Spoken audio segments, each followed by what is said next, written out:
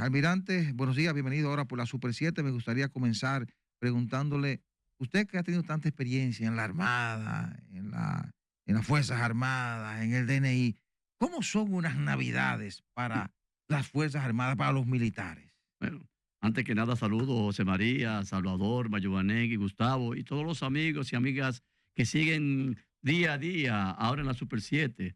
Y felicidades a todos en estos días de celebración en el cual solo se pide comedimiento y disfrutar. Yo siempre he dicho que hay una frase que leí hace un tiempo que decía un filósofo que el éxito de la vida consiste en disfrutarla bebiendo sin emborracharse y comiendo sin indigestarse. O sea, todo con comedimiento. Es así. Excelente. Mire, ¿cómo son las Navidades para los militares? Normalmente las Navidades son épocas de sacrificio y no ahora porque en los últimos 20 años hemos visto que se ha establecido un centro de operaciones de emergencia como una manera de, no solamente en Navidad, sino en Semana Santa, de prevenir accidentes y prevenir situaciones que afecten a la familia dominicana. Pero siempre, desde que uno era, vamos a decirle, recluta o recién graduado en la academia, tenía que pasarse la época de Navidad centrado en servicio por celos que había en aquel tiempo de los 12 años, así como también posterior en los 8 años del gobierno del PRD, en el cual se dieron muchas situaciones que provocaban un patrullaje permanente de las unidades navales, lo cual siempre nos tocaba en época de Navidad hacer patrullas. Es decir, que usted ha pasado muchas Navidades fuera de su casa, ¿verdad? Totalmente. Pero se disfruta también, porque muchas veces cuando uno entraba a puerto también disfrutaba también con los amigos. Sí. Mire, Y vamos a amigas. aprovechar al comandante que Ajá. tiene mucha experiencia en el mar para preguntarle eso que ha pasado en Puerto Plata y en Samaná, esos frentes fríos que han afectado esas provincias y han causado inundaciones, tanto en tierra como en el agua. Mira, en el norte, desde Manzanillo, bueno, el norte también de Haití, pero desde Manzanillo, en el caso de República Dominicana, hasta Cabo Engaño, desde noviembre hasta la cuaresma, marzo, abril, se dan los frentes fríos que vienen desde el norte y provocan no solamente inundaciones, sino también unas marejadas fuera de lo común y que también, bueno, de hecho en Manzanillo, que el muelle está, el espigón está de oeste a este, cuando hay frente frío, los barcos tienen que salir a fondearse Punta Presidente, porque si no, si se quedan del lado oeste, se rompe el barco y rompe las vigas del muelle. O sea que se convierte en un infierno mantener una unidad ahí. Por esa razón, cuando había en esas alertas de frente frío y se veía la boca de negra, como decimos así, en algún marino, teníamos que salir a fundearnos a Punta Presidente. ¿Qué tal usted siendo ministro o secretario de las Fuerzas Armadas, ministro de Defensa ahora, dirigiendo tantos hombres y mujeres, pensando cosas distintas? ¿Qué tal esa experiencia? Mira, hay que reconocer que las Fuerzas Armadas en los últimos 30, 40 años ha venido experimentando una modernización de lo que son los procedimientos internos de las instituciones. O sea, para un ministro lo importante es tener contacto con cada uno de los directores, así como también de las dependencias que dependen del ministerio, y tener también contacto con los comandantes generales de aquellas dependencias que pertenecen a las instituciones. De tal manera que la supervisión se hace mucho más fácil por el hecho de que hay responsables en cada una de las áreas. Hay que recordar que en los años 60 y 70 teníamos 3 jefaturas y un secretario de las Fuerzas Armadas con instituciones que eran a veces muy limitadas. A raíz de los años 90, y principalmente en el año 97, comenzó a diversificarse con los cuerpos especializados, seguridad aeroportuaria, seguridad portuaria en el 2000, seguridad fronteriza en el 2006, y creándose una serie de direcciones que facilitaban el desempeño de los jefes de fuerza y del ministro de las Fuerzas Armadas. Lo que quiere decir que uno lo que hace en este caso se contacta con aquellas personas o aquellos oficiales que están dirigiendo, y de hecho cuando se dan esta época, como todos los recursos y todos los esfuerzos, tanto humanos como de materiales, se pasan a responsabilidad del COE. Entonces el COE asume lo que es el desempeño de las unidades en época como esta para prevenir accidentes y situaciones lamentables en la familia dominicana. Mire, son tantas preguntas que quisiera yo decirle. Por Por ejemplo, usted siendo hermano de un alto dirigente como Reinaldo de la Merced Pared Pérez, siendo un militar de un rango altísimo, entonces una persona como usted reconocida, un hombre secretario general de uno de los principales partidos, ¿qué tal eso? Mira, eso tuvo en mi carrera, tuvo a veces situaciones amargas, pero también tuvo situaciones positivas, Sí. por el hecho de que no es, cuando Reinaldo se hace ya una figura pública en los años 80, yo era capitán de corbeta, era mayor, y después de los años 90, 91, yo era teniente coronel, capitán de fragata, y realmente yo recuerdo que en el año 89 yo era director de Relaciones Públicas de la Armada, y a ese entonces era el general Wessing, secretario de las Fuerzas Armadas.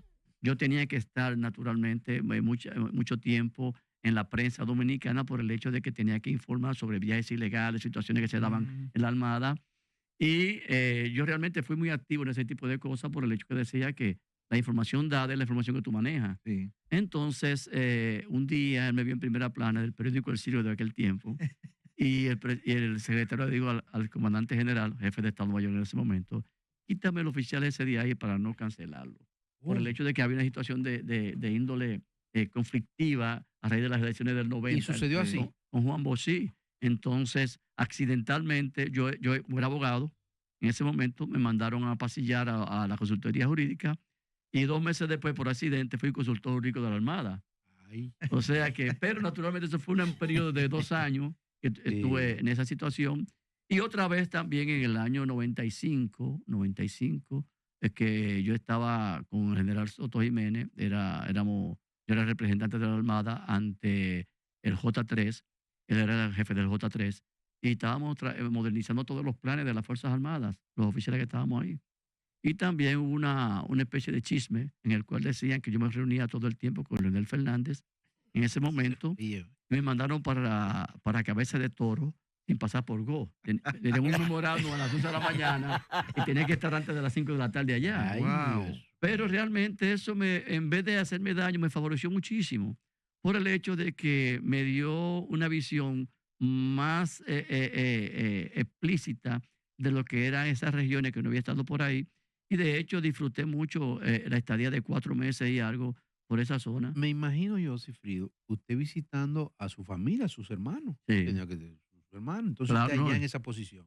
Sí, Mira, claro. ahí está él con sus hermanos y él Sí, es secretario. bueno, de hecho, siempre los 4 hermanos hemos sido muy unidos Sí. y nos reuníamos todos los fines de semana donde mi madre y en las tardes, los domingos principalmente, compartíamos después de comida un espacio de 2 y 3 horas ahí hasta cada uno retirarse a sus hogares. O sea que estábamos en contacto. Y de hecho con Reinaldo también yo me reunía 2 y 3 veces a la semana, porque teníamos una especie siempre de compartir situación y compartir entre la familia. Y nada, eso era, y siempre lo hicimos desde que éramos jóvenes hasta... Importando muy poco lo político, lo no, militar. claro. De hecho, yo siempre fui respetuoso en eso. Yo nunca utilicé o traté de buscar la manera de que politizarme en mi rango. Cuando yo ingresé a la Armada, yo ingresé como oficial de carrera y Reinaldo ingresó 2 meses después al PLD, que yo estaba en la Armada. O sea que yo hacía mi carrera y después, naturalmente, como era natural, valga la redundancia, después de muchos años, siendo yo capitán de navío, llega Leonel Fernández en el 96 como presidente de la República. Yo conocía a casi todos los dirigentes de alto nivel del PLD porque compartía con ellos, Sí, con Reinaldo. Claro. O sea, que había una especie Y por esa razón tuve la suerte, vamos a decirle así, porque yo siempre he dicho que aunque tú estés preparado, tú tienes que estar en el lugar indicado, en el tiempo indicado, para que te tomen en cuenta. Ujú. Si dejaste pasar ese momento, por eso le digo a los oficiales que lo importante es prepararse. Usted se prepara, porque muchas veces es frustrante usted estar preparado y no llegar a estas posiciones importantes. Pero todavía es más frustrante tú llegar a la posición y no estar preparado. Exacto. Porque ahí se afecta la institución. Cifrido, hay más de un tema que uno tendría, como dice Mayobané, la curiosidad de la respuesta de alguien que ha tenido funciones demasiado importantes en este país, que ha trascendido por dos cualidades particulares: la calidad de su formación y la integridad con que se ha manejado. Gracias. Y a uno le provoca, por ejemplo, hay un tema, el migratorio, que ha tenido una trascendencia en el país y que se encuentra en una circunstancia o situación particular ahora mismo, que no es particular de un gobierno, que no es particular de un funcionario, que sí es atinente a todo el dominicano, por un lado. Y lo que está pasando con Haití es como para ver siempre hacia allá. Y por otro lado, lo que está pasando con la inteligencia en el mundo. No hablamos de organismos de inteligencia solamente, sino la inteligencia en el mundo, lo que está pasando con la inteligencia. Pero empecemos con la migración. ¿Cuál es la visión que tiene una gente con conocimiento, con formación, más allá del momento, del tema migratorio en el caso haitiano en República Dominicana? Mira, yo siempre he dicho, y a mí me tocó ser director de migración en el año 2010, a raíz del terremoto de Haití. Yo era director de migración. Y para mí la posición más difícil de manejar en este país es ser director de migración. Por el hecho de que tenemos frontera terrestre con el país más pobre del hemisferio, pero no solamente porque sea el más pobre, que es un país que a veces cuestionamos si es Estado o no, porque muchas veces decimos que es una aglomeración de personas en un lugar determinado, porque tienen más del 60 o 70% de sus nacionales indocumentados en su propio país. O sea, ya partiendo de esa premisa, consideramos que es la principal amenaza para la República Dominicana. Pero también el aspecto de que sean negros también nos hace un daño bárbaro. No porque sean negros en sí, sino por el prurito internacional que se da a raíz de la grande potencia, haber sido esclavizadores por cientos de años. Llámese Estados Unidos, llámese Europa, Francia. O sea, que al ellos tener ese hándicap histórico, han querido enrostrar a la República Dominicana situaciones que no se compadecen con la realidad. Porque yo siempre he dicho, si en la frontera, de aquel lado de la isla, hubiesen salvadoreños, nicaragüenses, a ellos no les importara. Como son negros, entonces la gente no atina, aquellos que están aquí en la ONU, no atina a ver que la situación difícil de Haití con respecto a República Dominicana no sea porque sean negros, blancos, amarillos o azules, es porque son indocumentados en su propio país y que es una nación que ha venido degradándose por los siglos o los años, o las décadas por décadas. O sea, una nación que comenzó con una distorsión a veces un poco extraña, porque vamos a decir que fue el primer país o la primera revolución negra que tuvo éxito en el mundo.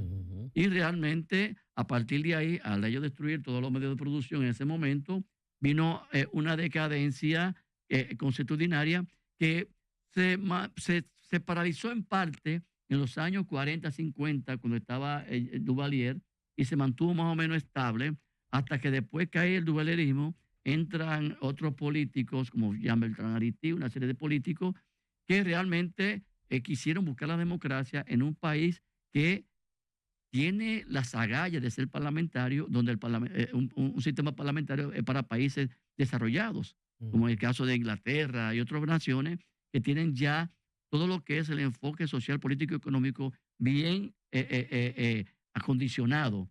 Y Haití entonces es un país parlamentario que se da el lujo de crear un primer ministro y eso naturalmente crea una especie de distorsión política y eso ha provocado también, como vemos en los últimos 20, 30 años, donde ha habido una degradación de lo que son las estructuras políticas allá que realmente preocupa no solamente a República Dominicana, sino al mundo entero.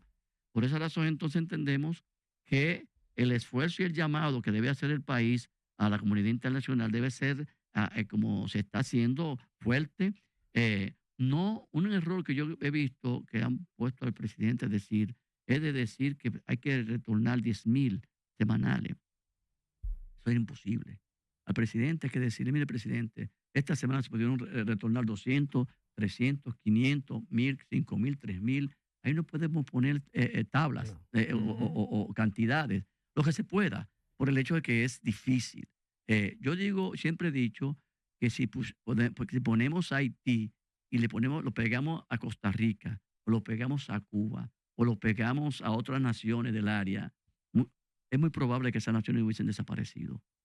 Aquí nos hemos mantenido porque República Dominicana es una de las naciones que tiene un alto concepto de lo que es la parte cultural. De ellos, si vemos los dominicanos que viven fuera, se mantienen siempre pensando en el país. Aparte de eso también, la parte cultural encierra no solamente lo que es el modo de vivir, el modo de tú reírte, el modo de tú disfrutar, el modo de fiestar, el modo de tú comer. O sea, una serie de elementos que son tan fuertes en las raíces dominicanas que muchas veces, y a veces nuestros historiadores quieren ponerla que es de los últimos 100 años. Óyeme, existe lo que es el ser dominicano de hace 300 años. Todavía cuando llegue a lo que sería el primer negro de lo que sería Haití a la isla, ya teníamos ese código del dominicanismo interno, que éramos criollos y rechazamos, porque mucha gente dice, no, que nosotros no queremos saber, o no, eso dice, entre comillas, que rechazamos los haitianos porque son negros.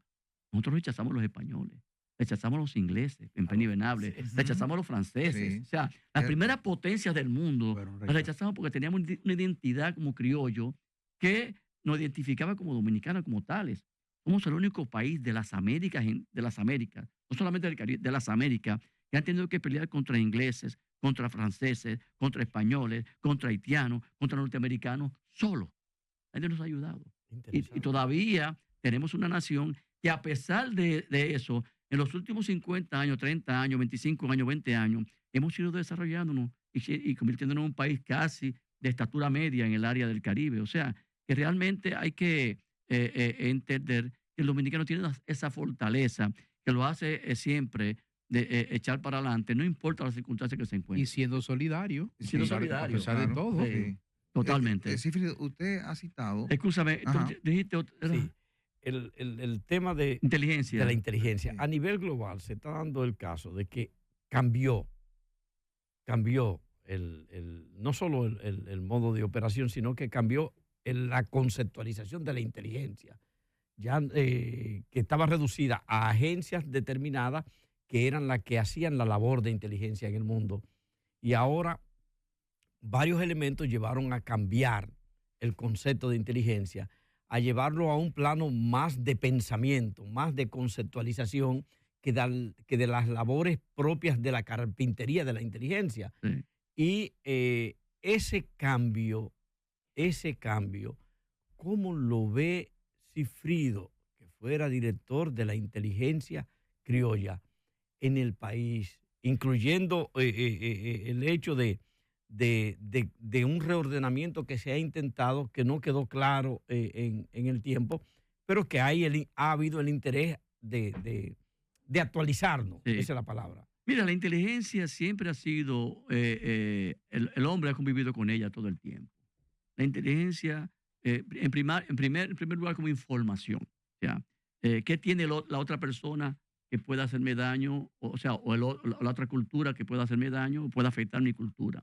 Pero también con la información que yo tengo con respecto a él, ¿qué puede provocar en ellos alguna situación que pueda destruir mi cultura? Eso viene desde ese tiempo, en el cual de manera rústica, esos ancestros nuestros veían con la información y buscaban algo que le provocara tener un estudio o un análisis de aquello que tiene aquel. Entonces, por esa razón, los organismos de inteligencia con el tiempo van haciendo, en los años ya siglo XVIII, siglo XIX, que en principio era más focalizado a la parte militar, pero después se fue llevando, porque recordemos que la parte económica, como la conocemos hoy, la parte social, viene a desarrollarse después del siglo XVIII, XVII y XVIII. Pero entonces, esos organismos de inteligencia centralizaban la información porque eso era poder. Centralizaban la inteligencia, pero la tecnología ha ido empujando a todas las sociedades a que se aperture la información de tal manera que un muchacho con estos aparaticos puede tener cualquier análisis de inteligencia en sus manos y prever cualquier situación que se pueda proyectarse para el futuro. Ustedes aquí, los periodistas, cuando ven una situación que se está dando en la frontera, en el este, en Alemania, pueden decir, bueno, esto si sigue así puede provocar que en el futuro suceda tal cosa. Comandante, Eso es inteligencia, a es un propós- análisis. Pero ¿qué sucede? La parte más importante es seguir centralizando lo que es la información que responde a un gobierno o a un Estado para poder proveer a un presidente informes de inteligencia que pueda tomar las mejores decisiones. Porque ese es el objetivo de la inteligencia, que el interés nacional y los objetivos nacionales no se vean quebrantados y que esos informes de inteligencia provoquen a un presidente ya tomar mejores decisiones. comandante, a propósito de inteligencia, tenemos un caso aquí hace ya 2 semanas de una gran cantidad de droga que se incautó en uno de los muelles de aquí, Caucedo. en Caucedo. La inteligencia ahí falló. ¿Qué fue lo que falló? Que se dijo que era de Guatemala, que era de Honduras, que salió de Panamá.